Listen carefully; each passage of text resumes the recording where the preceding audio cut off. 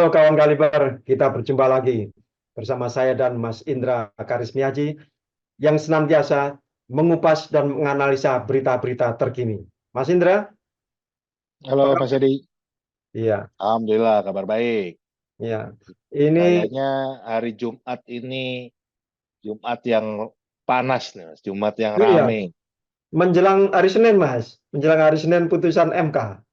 Oke, ada berita apa Mas buat hari ini yang harus kita kupas dan analisa? Iya, hari ini hari Jumat itu nanti banyak massa yang akan mengepung gedung MK, Mas. Oke, Dan ngerinya ini masanya itu bukan hanya satu kubu tapi berseberangan kubu. Saya bacakan ya Mas ya. siap. Dari CNN Indonesia. TKN Prabowo Gibran klaim 100.000 pendukung bakal gelar aksi depan MK. Sebanyak 100.000 pemilih dan pendukung pasangan calon Prabowo Subianto Gibran Raka Buming Raka disebut bakal menggelar aksi damai di depan kantor Mahkamah Konstitusi atau MK pada Jumat. Komandan TKN Prabowo Gibran Haris Ruslimoti mengatakan aksi damai itu digelar untuk menepis tuduhan kemenangan kubunya karena praktek politik gentong babi. Praktek itu merujuk pada tuduhan penyalahgunaan bantuan sosial atau bansos oleh Presiden Joko Widodo di masa kampanye, sebagaimana yang didalilkan penggugat dalam sidang sengketa hasil Pilpres 2024. Kami mendengar informasi terkait adanya aksi massa damai yang diperkirakan dihadiri oleh kurang lebih 100.000 pendukung dan pemilih pasangan Prabowo Gibran yang dipusatkan di depan kantor Mahkamah Konstitusi, kata Haris dalam konferensi pers. Haris menyatakan tuduhan penyalahgunaan paket bansos yang didalilkan oleh pemohon dalam sidang sengketa hasil Pilpres 2024 merupakan penghinaan dan pelecehan atas pemilih Prabowo Gibran. Ia menyebut anggapan itu mengerdilkan seluruh pemilih Prabowo Gibran yang seakan memilih hanya karena disuap oleh paket bansos. Seakan-akan 96,2 juta orang melaksanakan hak pilihnya untuk memilih pasangan Prabowo Gibran karena disuap dengan bantuan sosial, katanya. Haris menyatakan seluruh perolehan suara Prabowo Gibran itu didapatkan secara sah dengan cara demokratis. Ia pun menghimbau kepada seluruh pendukung dan pemilih yang akan menggelar aksi damai nanti untuk senantiasa menjalankan aksinya secara tertib dan damai. Ini. Jadi, Ngeri. iya, mulai Jumat ini nanti mungkin diperkirakan sampai pembacaan putusan sidang MK ini akan panas suasana di sekitar gedung MK, Mas. Ya, tapi satu hal menanggapi, menganalisa, memberikan komentar tentang berita tadi, apa yang disampaikan oleh tim 02, siapa tadi namanya Mas? Hari Rusli, Nah, Hari Rusli it- Mukti, Muti. it- itu memang betul. Artinya kita juga tahu tidak semua pemilih 02 itu eh, memilih karena adanya politisasi bansos atau karena ada tekanan-tekanan. Tidak, kita paham. Makanya kemarin itu kan kita juga eh, diskusi bareng Mas Aji kemarin ya. Dan kita mengatakan kalau yang betul-betul pilihannya ke 02 itu ada dan tidak sedikit. Bahkan kalau hitungan dari saksi ahlinya 01, itu 42%.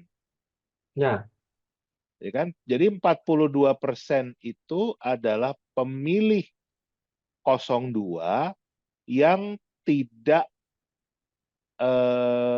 terpengaruh dengan adanya bansos.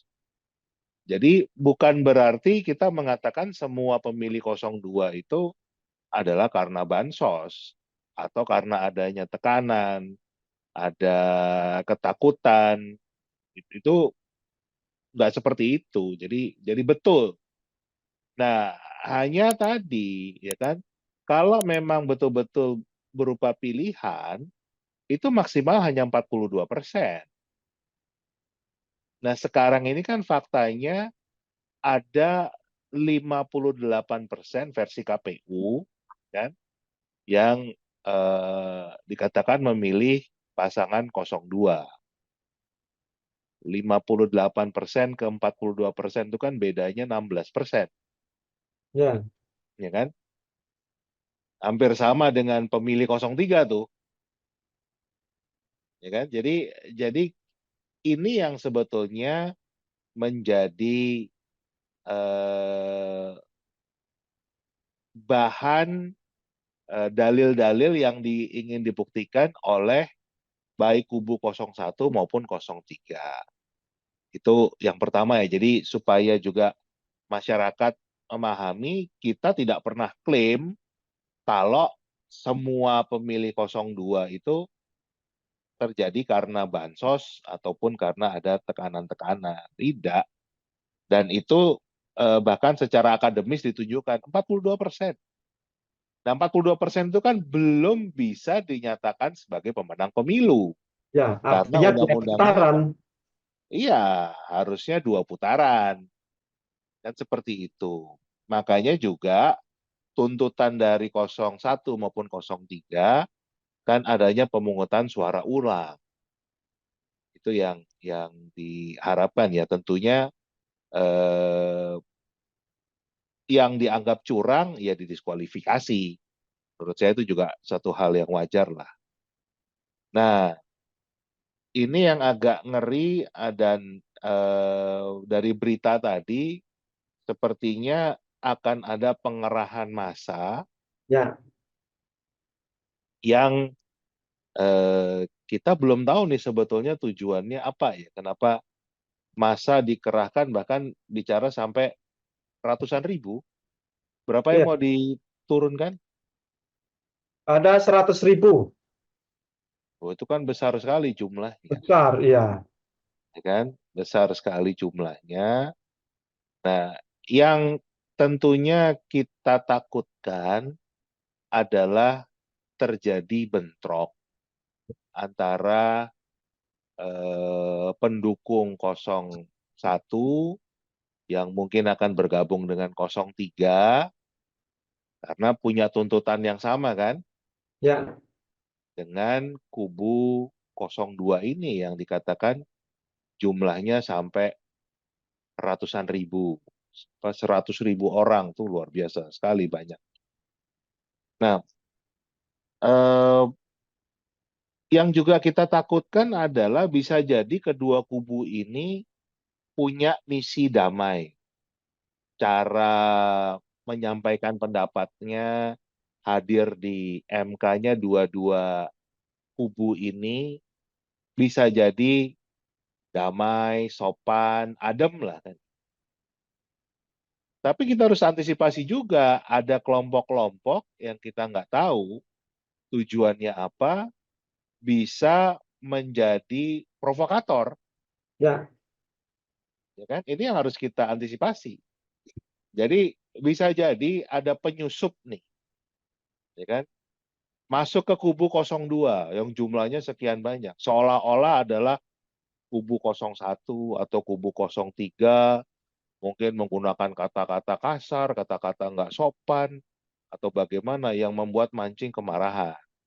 Kemudian pendukung 02 marah dan terus kemudian bisa terjadi kericuhan di sana. Atau sebaliknya, ada lagi di kelompok kubu 01 atau 03, tiba-tiba ada penyusup yang memang didesain untuk membuat kericuhan, membuat keonaran, memprovokasi. Ini yang dua kubu ini harus harus mengantisipasi kalau kemungkinan itu ada. Karena kita nggak tahu tujuannya apa, tetapi biasanya justru ini yang membuat namanya unjuk rasa, demo itu menjadi sesuatu yang berujung anarkis. Dan kalau sudah anarkis, pasti ada korban jiwa. Itu yang kita sama-sama berharap ya itu tidak terjadi. Dan 5 tahun yang lalu ada beberapa orang yang juga kehilangan nyawa kan. ya. dengan demo di MK atau Bawaslu ya, Di 5 tahun Bawaslu. yang di Bawaslu ya. kan kan itu bahkan ada anak di bawah umur seperti almarhum Harun Al-Rashid gitu yang juga eh, sangat disayangkan masa depannya hilang untuk sesuatu hal yang sebetulnya dia sendiri belum punya kapasitas untuk menjadi pemilih kan, secara usia kan, tapi nyawanya sudah hilang. Nah ini tolong siapapun yang akan berunjuk rasa dari kubu manapun, kami menghimbau jangan terpancing, jangan terprovokasi oleh penyusup. Karena penyusup ini pasti ada. Banyak kelompok yang memang ya punya ilmu Divide et Impera, ilmunya Belanda yang dipakai, ilmunya VOC yang dipakai. Dan itu harus diakui memang kelemahan bangsa kita. Bangsa kita ini adalah bangsa yang mudah sekali diadu domba. Saya kalau mau jujur ya, secara sejarah itu saya berani mengatakan bangsa ini lebih banyak mati di tangan bangsanya sendiri dibanding bangsa asing. Walaupun katanya bangsa asingnya itu penjajah. Ya orang Belanda yang datang ke Indonesia itu berapa sih? Hmm. Ya kan? Jumlah penduduk Belanda itu berapa? Sebagian dikirim tentaranya ke sini, itu masih sedikit sekali. Tapi kok bisa menguasai Indonesia 350 tahun? Karena di sini banyak londo ireng itu loh, Mas. Nah, itu. Jadi jadi kalau kita mau belajar sejarah ya kan, faktanya adalah Sultan Hasanuddin itu perangnya bukan lawan Belanda kan, tapi lawan Arung Palaka, Sultan Bone kan gitu. Itu kan yang terjadi kan orang Indonesia diadu sama orang Indonesia. Ya Belandanya mungkin bantu si Arung Palaka atau malah bantu dua-duanya kan gitu loh ngasih. Tapi mengambil keuntungan dengan adanya pertikaian ini. Pangeran Diponegoro sendiri perangnya kan bukan lawan Belanda, tapi perangnya lawan Sultan Hamengkubuwono kelima, yang saudaranya sendiri juga. Di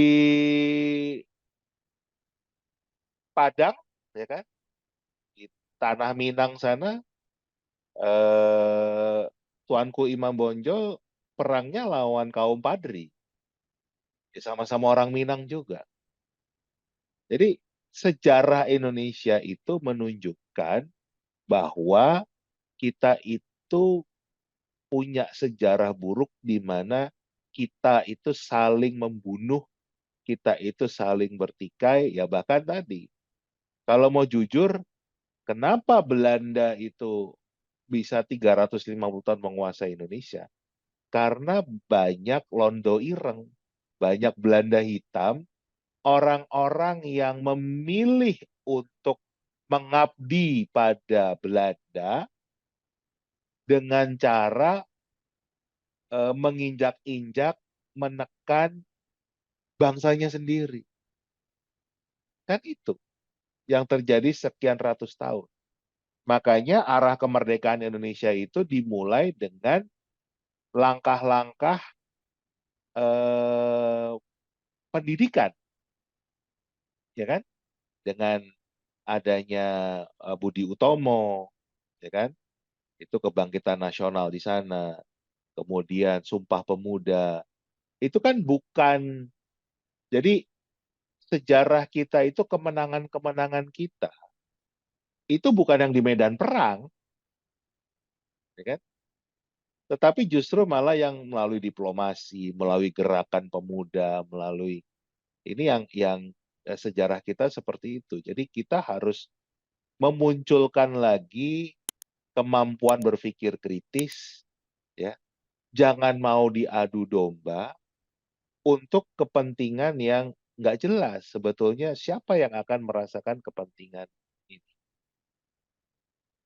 Nah, kalau ini bukan pembelaan ya, tetapi kalau kita lihat di kubu 01 dan 03, itu jelas yang dituntut itu kan bukan kemenangan, tetapi kejujuran kan gitu. Jadi ini juga harus disadari bahwa yang kita cari itu bukan pokoknya asal menang.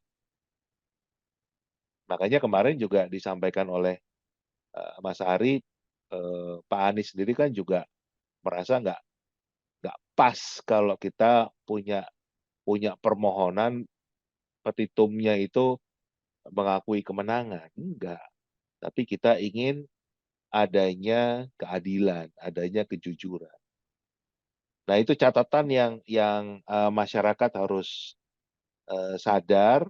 Jadi juga nanti membaca berita bagi yang tidak berada di tempat juga jangan ikut terprovokasi. Nih kadang-kadang masyarakat gitu baca berita, oh demo di MK ricuh. Wah, ini pasti kubu ini yang melakukan ini atau sebaliknya kubu yang itu. Jadi kemudian bikin ramai di media sosial. Nah, itu malah semakin terjadi perpecahan. Kita tidak mengharapkan perpecahan, kita justru mengharapkan persatuan karena kita punya pandangan yang berbeda kan. Itu loh. Jadi jangan juga kita dipaksa untuk punya pandangan yang sama. Yang namanya persatuan itu bukan punya pandangan yang sama, tetapi kita justru punya pandangan yang berbeda, tapi kita ingin menyatukan perbedaan itu, ya kan? Harapan kita apa? Itu yang harus disinergikan bahasanya seperti itu. Gitu, Mas. Ya, dan kita imbau sekali lagi buat teman-teman kita yang hari ini, mulai hari ini tuh terjun ke lapangan, katanya mau mengepung gedung MK itu, untuk waspada pada setiap orang yang tidak kita kenal. Dia mau melakukan apa? Bisa jadi melempar botol minuman itu ke seberang sana ke kubu lawan, atau dibalas. Bisa jadi dia provokator. Ya. Dan kita harapkan juga provokator itu sudah berhentilah. Ini buat apa sih? Kita ini bekerja ini berjuang ini kan buat negara dan rakyat, bukan untuk sekelompok orang, bukan untuk sekeluarga, bukan untuk individu, tetapi untuk kebersamaan seluruh rakyat Indonesia. Ya, Yang kita cari itu perdamaian dan kerukunan serta menuju ke kemakmuran yang bersama. Kan gitu kira-kira, Mas. betul. Kita hidup nyaman, guyup itu kan enak sebetulnya. Tapi harus diakui hampir 10 tahun terakhir itu memang terasa ada upaya untuk memecah belah Memecah bangsa belah. ini, Ya, betul. ya kan? Itu ilmu yang saya sebut ya ilmu divide et impera. Kalau bahasa Inggrisnya sih divide and conquer ya kan gitu loh. Jadi betul-betul eh, dibuat ya kalau kamu tidak sama dengan kami, dengan saya, kamu adalah musuh. Nah, itulah dengan juga memanfaatkan ada buzzer-buzzer itu yang betul-betul eh, ya contoh lah buzzer itu kan adalah provokator, Ya, ya, ya kan provokator online kan. ya. Nah, itu yang membuat masyarakat selama ini terpancing dengan adanya buzzer-buzzer itu sehingga menimbulkan kebencian. Benci dengan saudaranya sendiri loh, Ya. sesama orang Indonesia. Itu saya melihat betul-betul ada kebencian yang tidak berdasar. Hmm. Mereka tidak memperjuangkan kebenaran, tapi memperjuangkan pembayaran. Iya, dan em, contoh eh, contoh aja nih ya, ini harus fakta yang harus saya sampaikan. Selama ini kan ada eh, narasi radikal radikul, ya kan?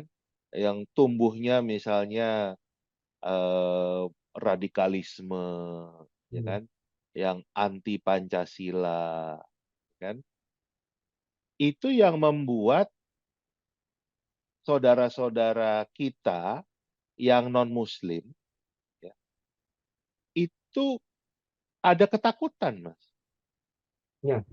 Kita udah pernah bahas ini juga kan, gitu, ya kan?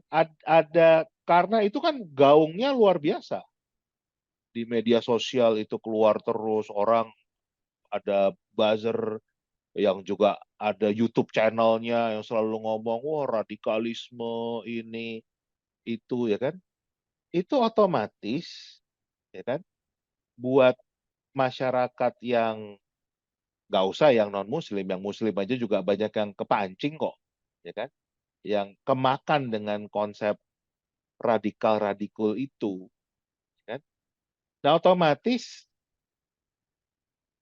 hubungan kita dalam hidup bersama kan udah ada ketakutan dulu kan gitu.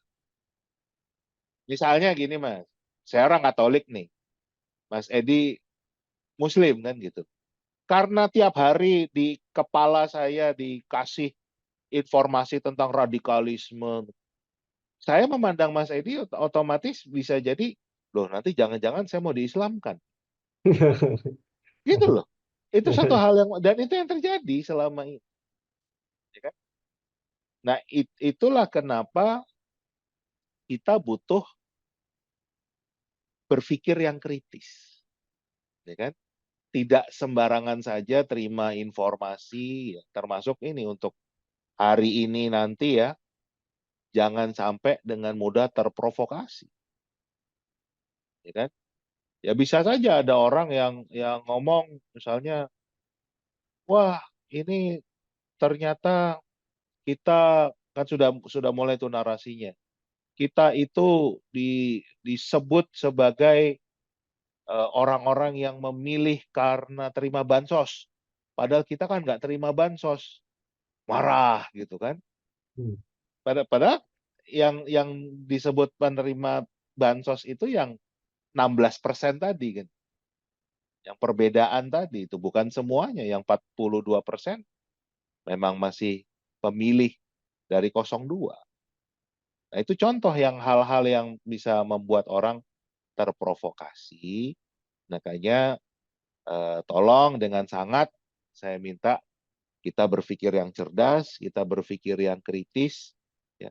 Jangan mudah terprovokasi. Tujuan kita sama kok, kita ingin hidup nyaman, bergandengan tangan, guyup itu enak daripada saling curiga, saling mencemooh, saling menghina, hanya karena beda pilihan presiden misalnya.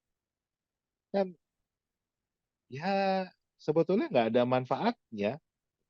Tapi kita harus sama-sama menuntut tadi pemilu yang jujur, yang adil. Itu kan kepentingan semua, bukan kepentingan 01 saja, bukan Ya, kepentingan 02 saja atau 03 saja.